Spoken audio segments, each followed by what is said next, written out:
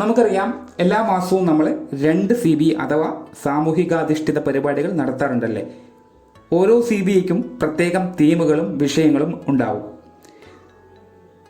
CBEയുടെ ലക്ഷ്യം തന്നെ പോഷൻ അഭിയാൻ എന്ന സ്കീമിൻ്റെ ഉദ്ദേശ ലക്ഷ്യങ്ങൾ പൂർത്തിയാക്കുക എന്നുള്ളതാണ്.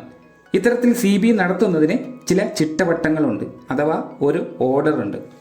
അതെന്താണെന്ന് ആഴത്തിൽ മനസ്സിലാക്കിക്കൊണ്ടാവണം നമ്മൾ CBE നടത്തേണ്ടത്. സാമൂഹികമായി കൂടുതൽ ഇടപഴകുന്നവരാണ് നമ്മൾ എന്നതിലൊരു സംശയവുമില്ല. എന്നിരിക്കെ അംഗനവാടിയിൽ പരിസരം മുഴുവൻ നമ്മൾ നടത്തുന്ന പ്രവർത്തനങ്ങൾക്ക് കരുത്ത് പകരുന്നുണ്ട്. അവിടുത്തെ രക്ഷകർത്താക്കൾ, ഗുണഭോക്താക്കൾ, അവരുടെ ബന്ധുക്കൾ, നാട്ടുകാർ തുടങ്ങി അനേകം ആളുകൾ നമുക്ക് ചുറ്റുമുണ്ട്.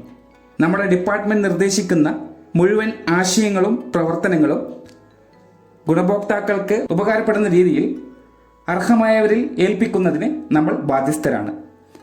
അംഗനവാടി പ്രവർത്തകർ എന്നാൽ കേവലം കുട്ടികളെ നോക്കുക മാത്രമല്ല എന്ന് ഇതിനോടകം തന്നെ ഇവർക്കെല്ലാം ബോധ്യപ്പെട്ടിട്ടുമുണ്ടാവും. അത്രയ്ക്കും ഗംഭീരമായിട്ടാണ് നമ്മുടെ പ്രവർത്തകർ ഓരോ CBEയും നടത്തുന്നത്. നേരത്തെ പറഞ്ഞ പ്രകാരം ഓരോ CBE നടത്തുന്നതിനും പ്രത്യേക വിഷയം അല്ലെങ്കിൽ തീം ഉണ്ടാവും. അതെന്താണെന്ന് ടീച്ചർക്ക് കൃത്യമായി ഒരു വ്യക്തത ഉണ്ടാവണം. അത് നമ്മൾ ഷെയർ ചെയ്യുന്ന നോട്ട്സുകളും വീഡിയോസും ഒക്കെ റെഫർ ചെയ്തതിന് ശേഷം നിങ്ങൾ തയ്യാറെടുത്തിരിക്കുക. തുടർന്ന് നടത്തുന്ന CBEയുടെ ടാർഗറ്റ് ചെയ്ത ഗുണഭോക്താക്കൾക്ക് മുൻഗണന കൊടുത്തുകൊണ്ട് പരിപാടിയിൽ പങ്കെടുപ്പിക്കുക.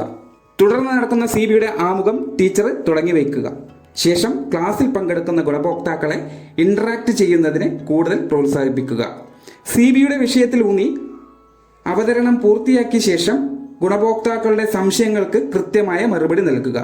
CBEയുടെ വിഷയത്തിലൂന്നി അവതരണം പൂർത്തിയായ ശേഷം ഗുണഭോക്താക്കളുടെ സംശയങ്ങൾക്ക് കൃത്യമായ മറുപടി നൽകി CBE അവസാനിപ്പിക്കാം.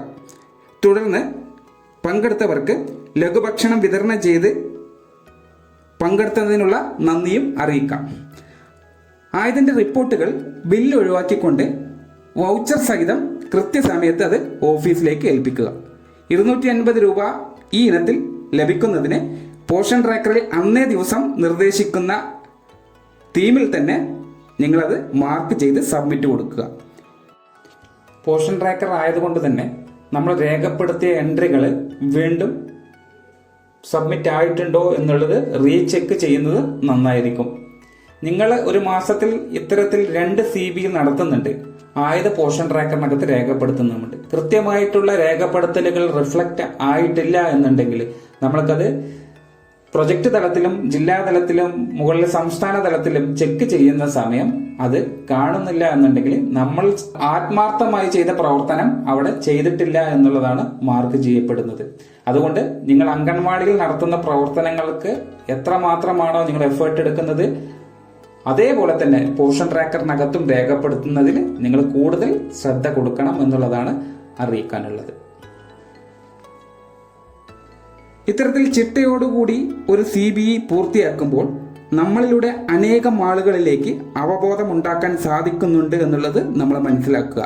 അത് നമ്മുടെ നാടിന് ഉപകരിക്കും. നന്ദി.